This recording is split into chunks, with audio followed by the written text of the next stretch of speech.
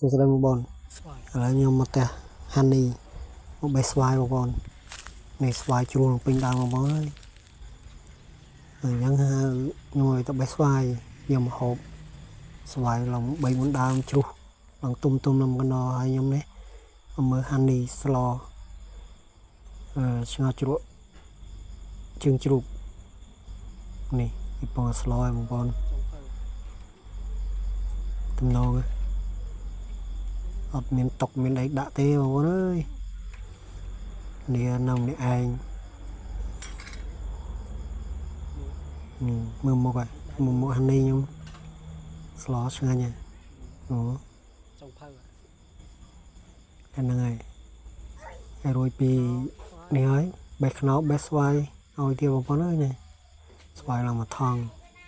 ហើយខ្នោមួយឡើងប៉ុណ្ណាណីអរគុណច្រើនបងប្អូនវីដេអូមានប៉ុណ្ណឹង